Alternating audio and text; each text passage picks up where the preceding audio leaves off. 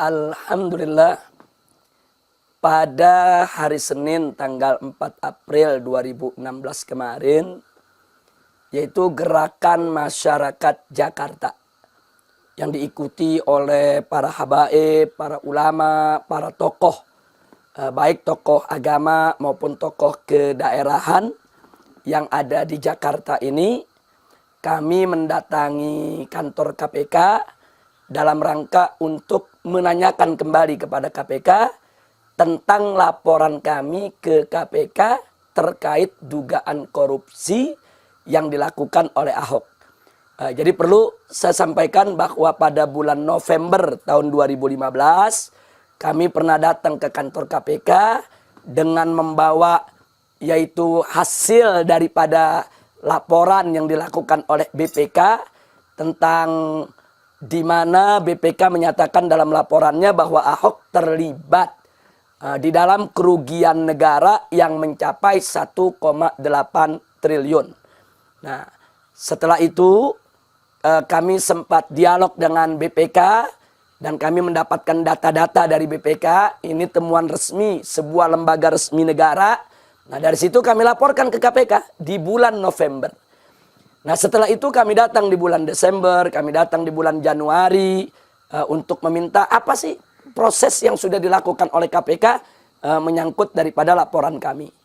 Nah, tapi ternyata tidak ada perkembangan yang signifikan.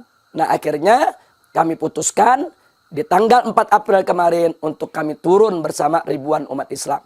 Karena waktu bulan November, Desember, Januari kami hanya mengirim delegasi untuk dialog dengan KPK menyangkut dugaan korupsi yang dilakukan oleh Ahok.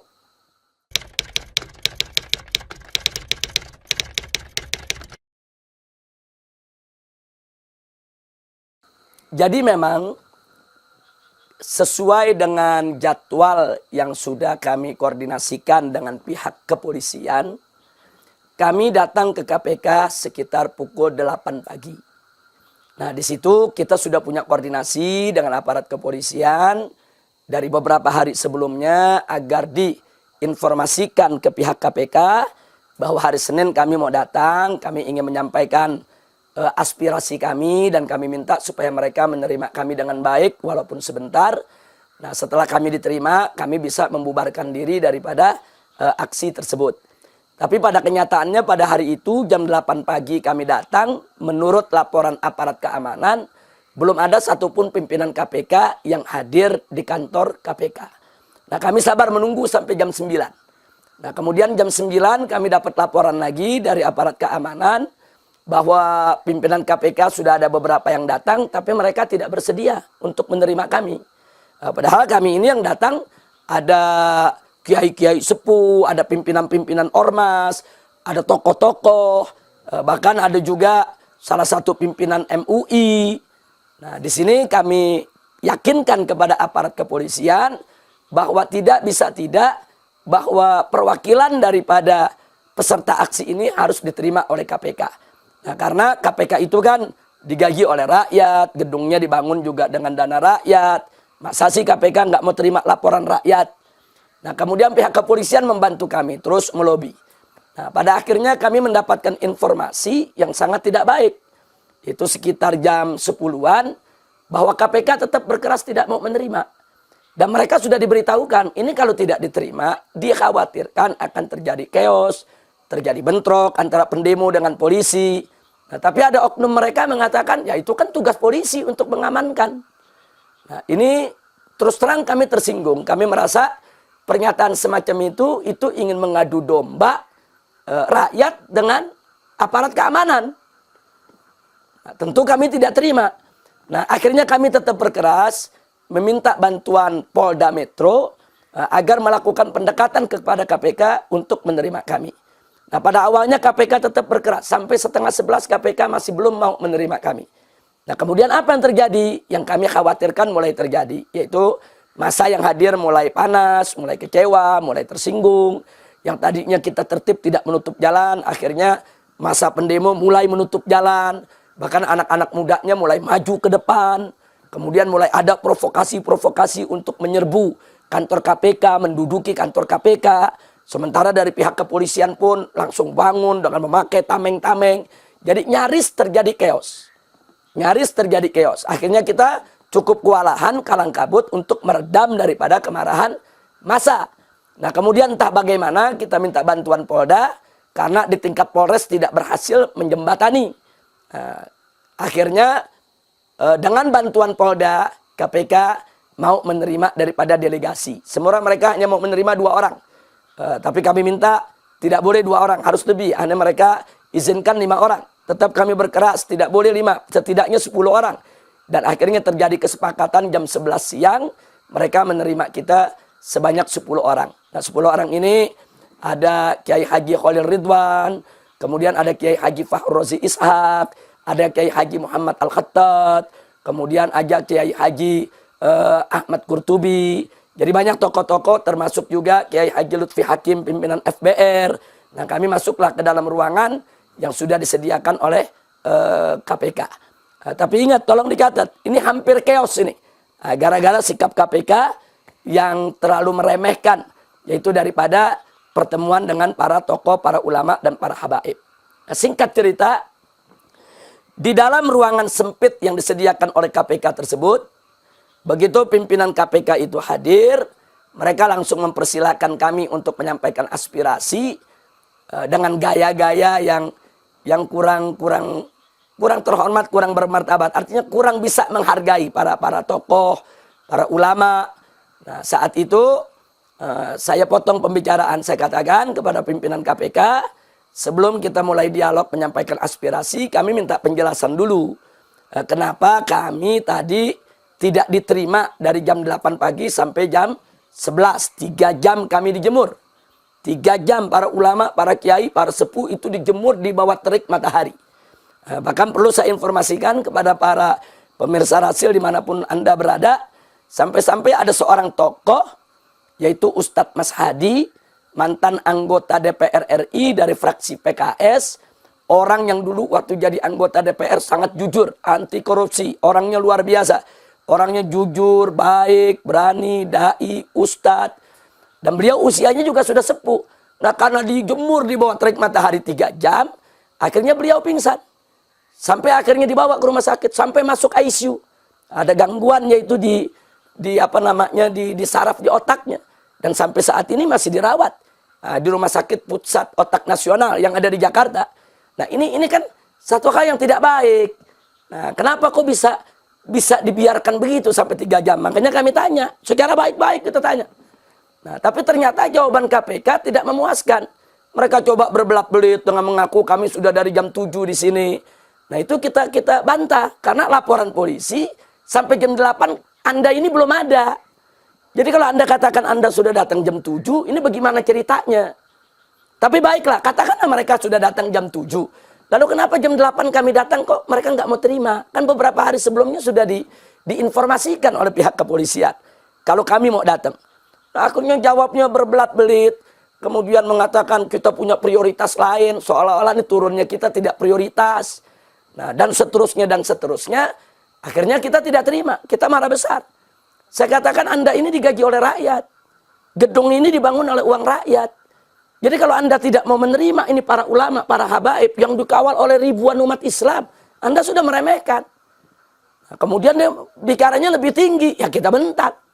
Nah, saya juga ya seorang manusia biasa. Ya artinya kalau diperlakukan sedemikian rupa kita tidak terima. Nah, akhirnya keluarlah ungkapan dari saya, kalau gitu Anda kurang ajar. Kurang ajar kepada ulama, kurang ajar kepada para kiai, kurang ajar memperlakukan umat Islam. Nah, dia tidak terima. Dikatakan kurang ajar. Suaranya tinggi langsung mengatakan kepada petugas KPK, catat, saya dikatakan kurang ajar sama Habib Rizik. Nah, mendengar itu, meledak kemarahan saya. Saya katakan catat saja, rekam saja. Rekam, Anda ini memang kurang ajar. Nah, itu yang terjadi. Itu yang menyebar di YouTube ya. Tapi ini saya juga punya catatan soal menyebar di YouTube ya. Kenapa saya punya catatan? Karena kita 10 orang masuk ke dalam ruangan itu tidak boleh bawa HP. Nah, pihak kepolisian berdiri di sebelah kanan juga tidak ada yang bawa HP. Nah, tapi yang di sebelah kiri itu petugas-petugas KPK. Mereka memakai kamera resmi untuk dokumen. Dan ada beberapa orang yang menggunakan HP, mereka yang merekam. Nah, KPK sendiri mengatakan kenapa tidak boleh bawa HP, karena ini rahasia kerja KPK. Yang filmnya itu tidak boleh disebarluaskan ke publik. Tapi ternyata kok bisa lolos ke YouTube, bisa lolos ke WA, WhatsApp, dan lain sebagainya. Berarti ada oknum petugas KPK yang nakal membocorkan itu semua. Dan ini harus diusut, tidak boleh.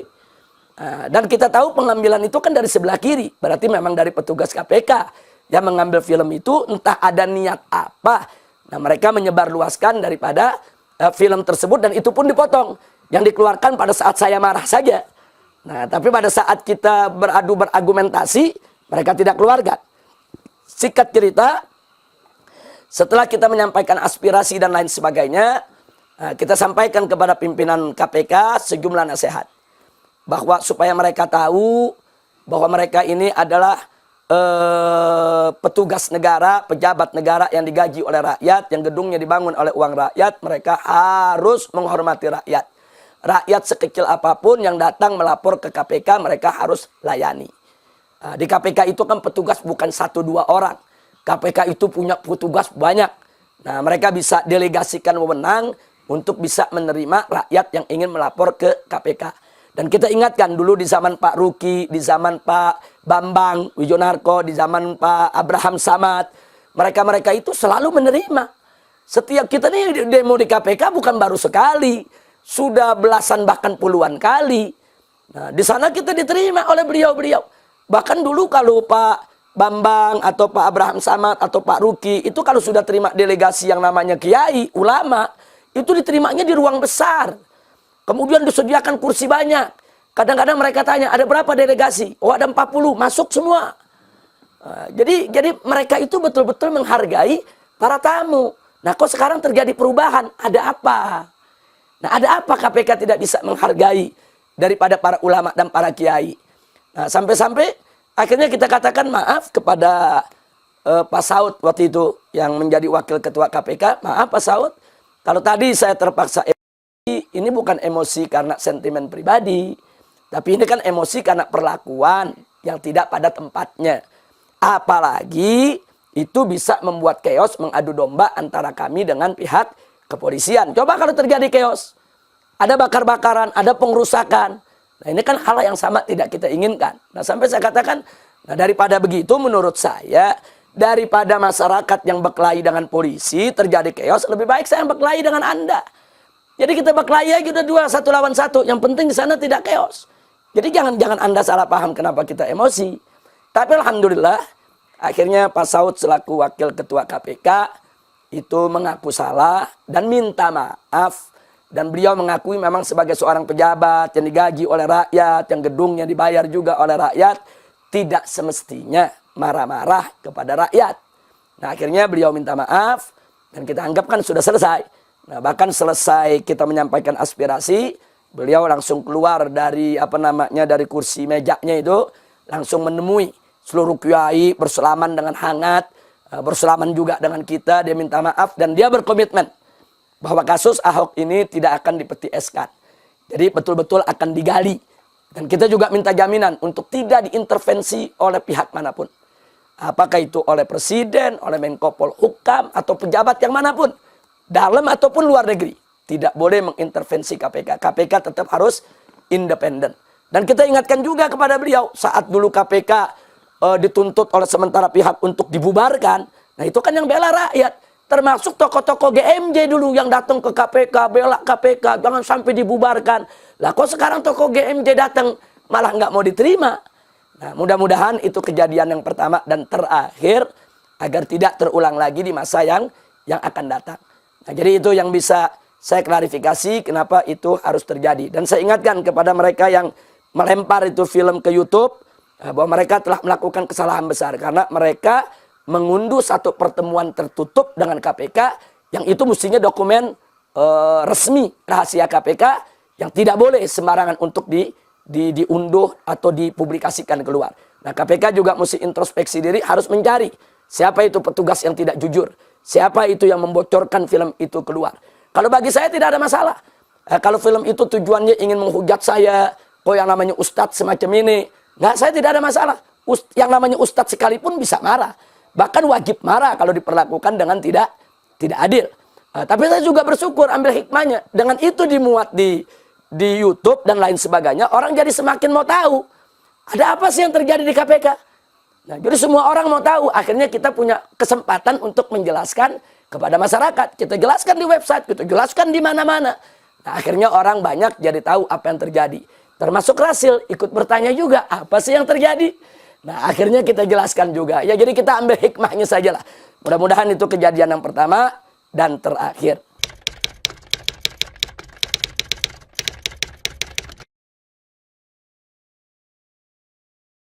Jadi stigma bahwa Ahok itu bersih, jujur, pejuang anti korupsi, ini kan opini yang dibentuk oleh media.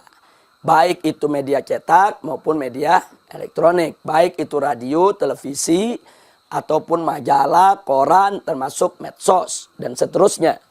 Nah, kita di sini kan tidak bicara tentang opini yang dibentuk oleh media. Tapi kita bicara adalah data-data resmi yang menjadi temuan Badan Pemeriksa Keuangan. Jangan lupa, Badan Pemeriksa Keuangan itu adalah lembaga resmi negara. Lembaga resmi negara yang dijamin oleh konstitusi dan undang-undang. Dan mereka ini sudah ada sebelum lahirnya KPK. BPK itu kan sudah ada dari zaman dulu, bukan baru. Dan orang-orang yang bekerja di BPK ini, mereka juga pakar. Mereka pakar ekonomi, mereka pakar hukum, mereka mengerti tentang bagaimana cara mengaudit. Nah, mereka memberikan laporan resmi. Ini laporan resmi BPK loh. Di mana dinyatakan bahwa Ahok terlibat di dalam pengelolaan uang negara yang merugikan negara sebesar 1,8 triliun. Nah, jadi kalau yang bicara bukan BPK, ini lain masalah. Ini yang bicara BPK. Ini laporan resmi. Dan BPK nggak sembarangan loh melakukan audit. Ini lembaga resmi negara. Nggak boleh main-main. BPK kalau sembarangan main-main menuduh Ahok itu korupsi tanpa data, wah itu bisa dituntut balik. Itu pencemaran pejabat. Itu fitnah. Nah, karena itu kami pun alhamdulillah dari GMJ diundang ke BPK. Jadi kan selama ini kan kita dengar di berita-berita ini di luar. Bahwa Ahok ini melakukan satu tindakan yang merugikan negara sejumlah 1,8 triliun. Ini kan berita. Dari mana sumbernya? Oh, dari BPK. Kita datangi BPK-nya. Nah, kemudian BPK memberikan data-data itu, dijelaskan, kita dialog. Sampai betul-betul kita yakin bahwa ini data valid. Nah, dari situ kami laporkan ke KPK pada tanggal 9 November 2015. Kita laporkan ke KPK. Jadi kita minta sudah semestinya KPK menindaklanjuti temuan BPK yang menyatakan atau mengisyaratkan bahwa Ahok terlibat di dalam kerugian negara sebesar 1,8 triliun. Itu jumlah akumulatif daripada sejumlah kasus. Salah satu kasusnya adalah sumber waras. Sumber waras itu salah satu kasus. Masih ada kasus-kasus yang lain. Tapi kasus sumber waras itu include ya di dalam kerugian yang 1,8 triliun. Ini kan mega skandal. Ini mega skandal korupsi. Nah, karena itu tadi kita mengatakan Ahok itu korupsi atau tidak korupsi bukan karena opini.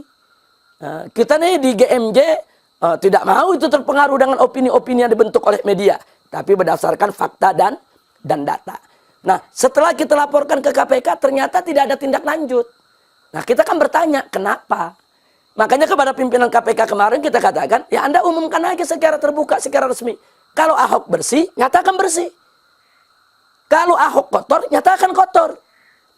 Dan semua harus argumentatif. Kalau Anda nyatakan Ahok itu bersih, Anda mesti jawab ini temuan BPK. Kalau Ahok bersih, apakah BPK-nya pembohong?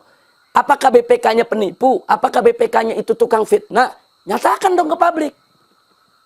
Nah, jadi jangan ini dipeti eskan, nggak boleh. Nah, sekarang yang namanya keadilan kan justice for all. Keadilan itu buat semua. Kita tidak peduli apakah itu Muslim atau non-Muslim. Kalau dia korupsi, ya harus ditangkap, diadili, dan harus dihukum yang berat. Jadi keadilan harus ditegakkan. Ini persoalan keadilan. Ini persoalan keadilan. Nah, jadi kami datang ke KPK melaporkan Ahok. Maaf, bukan karena Ahok itu Cina, dari etnis Cina, bukan. Kami datang ke KPK bukan karena Ahok itu non-muslim, bukan. Ini tidak ada hubungan dengan etnis dan agama. Kami datang ke KPK karena Ahok korupsi. Nah, ini yang mesti kita tegaskan. Karena ada pemerintiran berita seolah-olah kami datang ke KPK karena Ahok ini dari etnis Cina, karena Ahok ini bukan Islam, bukan. Siapapun yang korupsi walaupun dia itu orang Islam, walaupun itu pribumi asli Indonesia, ya tetap dong mesti dihukum. Nah, jadi jangan kait-kaitkan ini dengan SARA. Ini tidak ada persoalan SARA di sini. Tidak ada. Korupsi bisa dilakukan oleh siapa saja. Bisa dilakukan oleh peranakan Arab, peranakan Cina, peranakan Belanda, bisa dilakukan oleh pribumi, bisa dilakukan oleh non-pribumi, bisa dilakukan oleh orang Islam, bisa dilakukan oleh non-Islam. Nah, ini tidak ada urusan dengan SARA. Dan kita menuduh korupsi bukan tuduhan sentimen, bukan. Ini laporan BPK. Ini laporan BPK. Kalau kami dianggap memfitnah, ya berarti BPK dong yang memfitnah. Kan Badan Pemeriksa Keuangan ini kan badan resmi negara. Nah, mestinya itu temuan BPK itu didalami oleh KPK. Itu yang pertama. Nah, sekarang ada lagi muncul kasus kedua. Kasus kedua soal reklamasi. Itu juga kita sampaikan kemarin ke KPK. Soal reklamasi Teluk Jakarta, termasuk juga rencana reklamasi 16 pulau di Kepulauan Seribu. Nah, soal reklamasi ini kan belum tuntas. Ini kan rancangan perdanya kan